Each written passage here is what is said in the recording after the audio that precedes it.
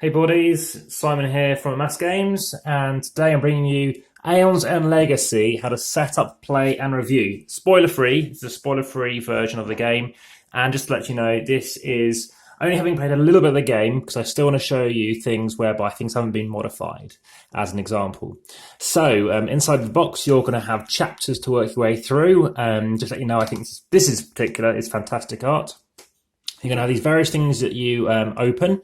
And again, you will not see any spoilers, but when you open up these things, they've got a line, so it's quite easy to open things up. And as you can see, it's blank on the other side, so you haven't seen any spoilers. Inside, you're going to have a player match. You're going to pick one of these characters. There's 4 to choose between. And here's 2 as an example. And as you can see, they're double-sided, so you can actually replay this game quite a few times.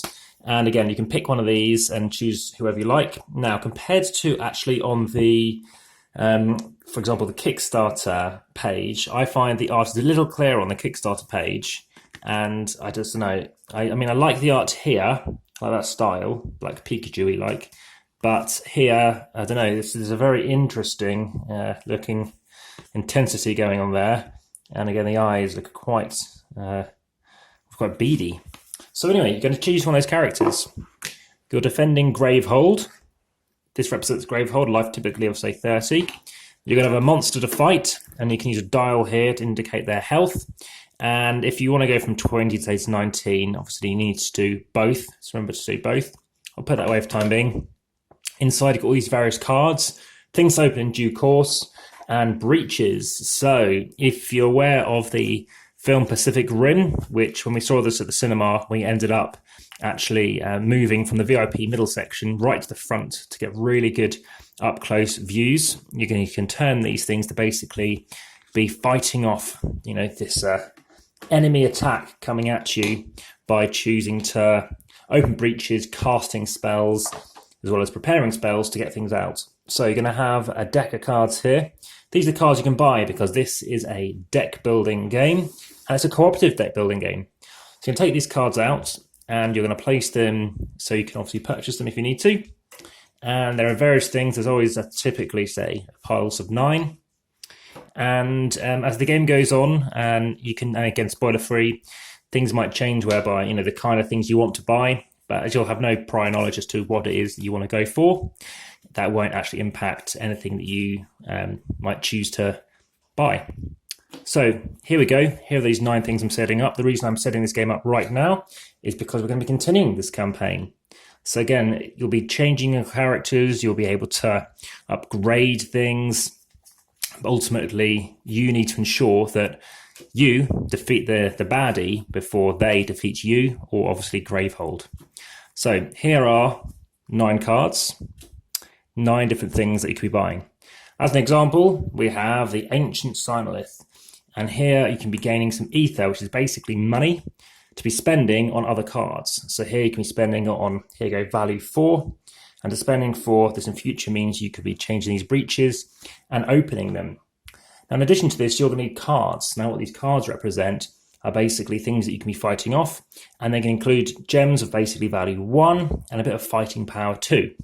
So you can be using up these cards. And for example, imagine you had a hand of, let's say, 2 of these and 3 of these. You're going to look at them and then say, right, well, I want to play out this initially. So I'm going to say, well, I'm going to spend 6 to maybe get a 5. You're not going to get any change. And then here I can deal some damage. Now, in this instance, you won't be able to deal damage straight away. You've got to go and firstly prep your spell. So you're going to put it into this open breach. So normally these cards will be slightly higher up. And then you'll have some space whereby you can do it. It does take up quite a bit of space as a 2-player game because lots of space where you're going to have a whole area, a whole player mat for the baddie as well.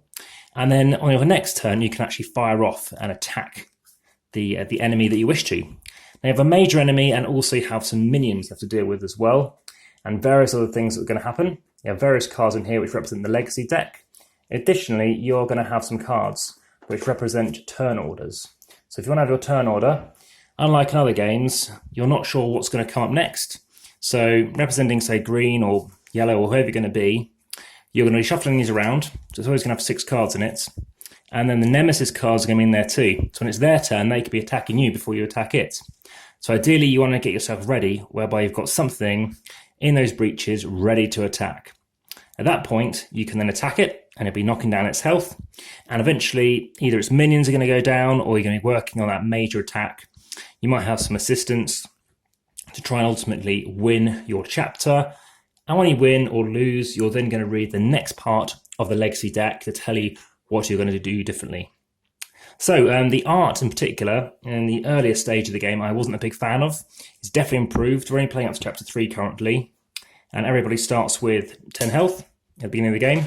So depending on how things go, you might want to choose cards which save health. You'll have opportunities to put various stickers on here, and the rulebook itself. So obviously stickers can go on the rulebook, but as an example, there's things here whereby it's very clear when something goes on there. End of chapter 3, this sticker will be covering up this area. I must admit the stickers don't go completely inside or around the outside. It's roughly there though, and the rulebook will tell you exactly what you need to be doing. So everything will be packed away back in the box, and again, it's quite easy to grab things out and start, as you can see how quickly I was able to set this up. So yeah, you'll want to be sending your cards up to the breach and then take it from there. Now, in terms of these turn order cards, you're going to have a couple of these. They're double-sided. So you have a Nemesis phase turn, you've got a player card, and of course extra abilities that could potentially unlock, whatever that might be. End of chapter 2.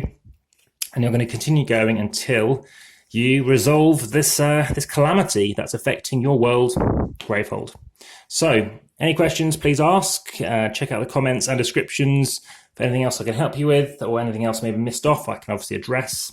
But lastly, please hit the like button if you've enjoyed this. Looking forward to seeing how this goes. Again, I'll keep it spoiler free. And lastly, if you have any other questions or keen to see more videos, please hit the subscribe button. Well, all the best. Bye for now. Enjoy the day. Thank you.